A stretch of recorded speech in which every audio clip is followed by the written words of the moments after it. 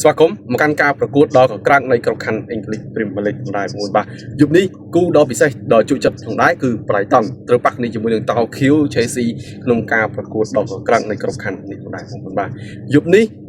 លទ្ធផលគូប្រកួតនេះរៀងលំបាកគ្នាទេបងប្អូនបាទបើនិយាយពិន្ទុរបស់ Tokyo Chelsea មានទៅដល់បាទ48ពិន្ទុនៅក្នុងដៃឈរនៅលេខរៀងទី7បាទក្នុងការប្រកួតដ៏កក្រាក់នៃក្រុមខណ្ឌផងដែរបងប្អូនបាទហើយបើនិយាយពីការពិន្ទុចាញ់ឈ្នះជាមួយនឹង Brighton Chelsea រៀងខ្ពស់ជាងបន្តិចបាទខ្ពស់ជាងបន្តិចបើនិយាយពី Brighton បាទ Brighton ឈរនៅក្រោមគ្នាបន្ទុរបស់គ្នាទេមិនខុសគ្នាប្រហែលទេបងប្អូនបាទឈរChelsea ឈរនៅលើបាទ Brighton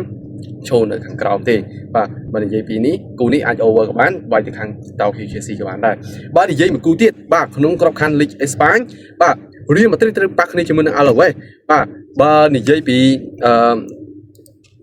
បន្ទុរបស់ Real វិញក៏រៀងល្អដែរ Real ឈរនៅលេខទី2ក្រោម Barcelona មានទៅដល់70បន្ទុឯណោះបងប្អូនបាទ Alaves admin ពងតារវានអូនៅបាតក្រោមឯណោះបងប្អូនបាទ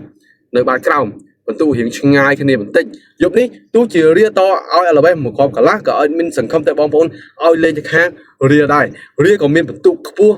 សម្រាប់អាច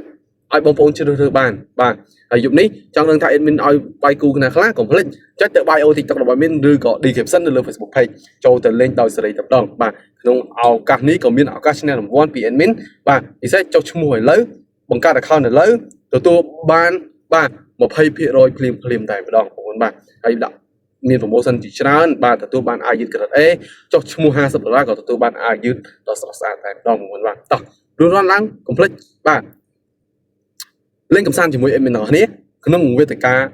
ជាមួយនឹង Go ខ្មែរផងដែរអរគុណច្រើន